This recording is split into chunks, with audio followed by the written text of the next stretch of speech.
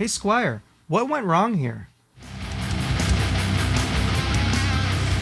Welcome back to the mix. I'm ABD. Today we're doing a review of the Squier Classic Vibe 60's Jazzmaster in Surf Green. And we did an unboxing video earlier. If you didn't see that, you can find that right here. But today we're going to do more of a full review of the guitar itself. And I can tell you now that it's maybe not going to be great, because the guitar, when it came, it was damaged. Has a nice little hole in it. The shipping box had something pierce it and put a nice hole or ding in the guitar and the box. And so it will be getting returned, but we're going to do a review while we have it. We took the plastic and all that stuff off, so it looks nice and clean. To go over some of the specs, it has a poplar body, which does not sound very good. It's not very resonant. Alderwood is what you would usually find on the American counterpart, but here we have poplar, and the finish is not very good. The surf green finish is kind of uneven and dull and splotchy, and maybe not thick enough or too thick. It just does not look great. It has a back plate here which says Squier on it, and you have a C-shaped maple neck with a skunk stripe on the back. It has a finish on the back which kind of grabs your hand. It's not a satin finish on the back, which usually a lot of Fender players prefer a satin back, but here we have a finished back.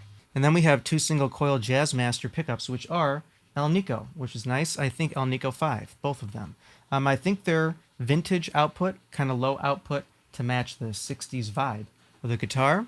And then on the front of the neck, you have an Indian Laurel fretboard, which definitely looks like it needs to be hydrated or something. It is quite light looking, dry looking, and they say a bone nut, but I don't think it's a bone nut. It looks like plastic. It kind of feels like plastic. You have some of the kind of yellow finish from the back of the neck coming up onto the sides of the nut for whatever reason. The white nut doesn't look very good. The tuners on here, like usual on like a cheaper Squier, they feel cheap and they don't stay in tune very well. That's one of the negatives of the guitar for sure. C-shaped neck with 9.5-inch radius on the front with tiny vintage frets, which do not feel good at all.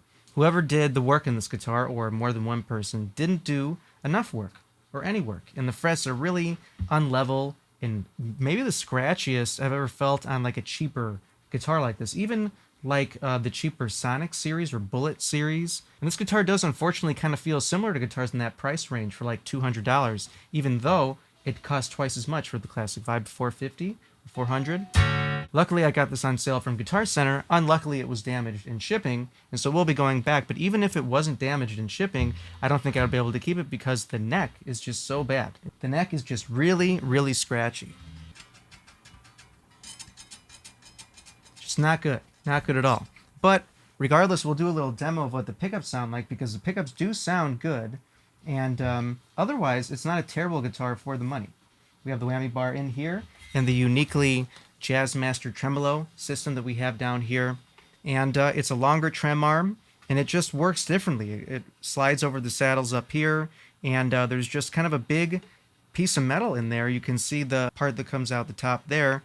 And it's one of the most unique trem systems and one of the best sounding trem systems on a guitar, but it doesn't stay in tune when you have really cheap, bad tuners. So on the neck position with the rhythm circuit engaged up, not on the lead, you get this. And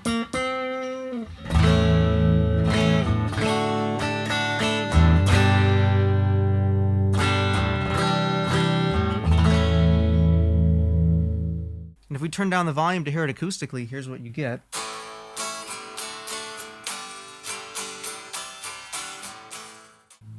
Volume up, and we go into the lead circuit on the neck, you get this.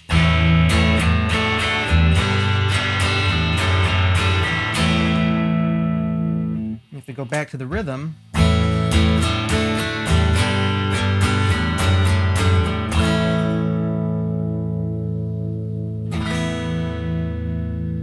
if we go to the middle position with the rhythm on, we get this.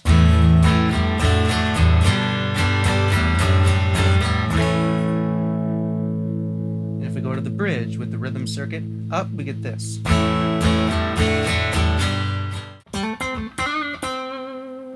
If we turn the lead on or go up here, we get this. And then for the tremolo, it works pretty well. We go back to the neck, rhythm on, and we get...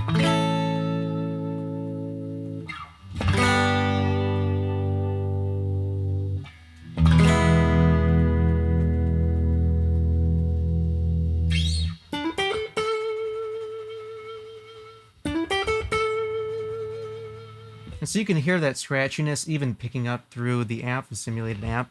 And it does get a little better as you play it. You can definitely take the strings off and polish the individual frets, put new strings on. It'll probably make a huge difference and hydrate the fretboard.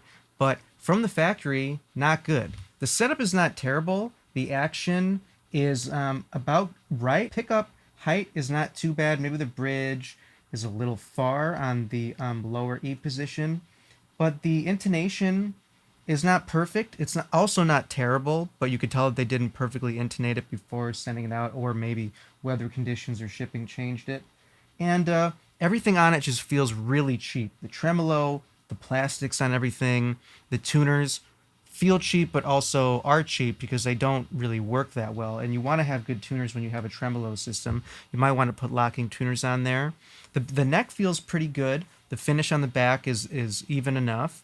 And it's a C-shape, kind of standard C-shape that you find on most Fender guitars. It's pretty thin.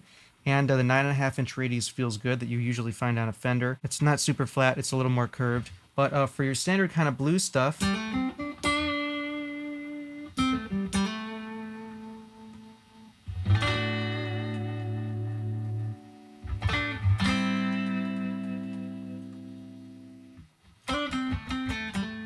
So that's a guitar kind of sparkling clean. If we put a little dirt on it, here's what it sounds like. So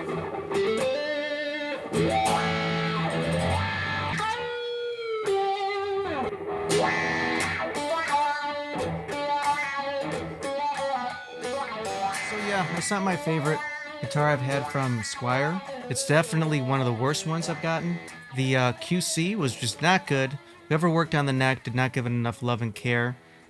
The finish is just kind of cheap feeling. The pickups are pretty good. That's one of the things I can't really complain about. They sound pretty good. They're very saturated sounding. They definitely sound like Jazzmaster pickups too. And you get Alnico magnets in there. You get a nice pickguard. You get all the rhythm and lead circuit stuff that you could want. But you would definitely need to put some work into the neck and probably change the tuners. But if that's good for you, then maybe pick one up. Definitely save some money by getting a Squier instead of a Fender. But thank you for watching, and until next time, play Jazzmasters, play guitar, and be cool, be awesome, like you always are. Take care now.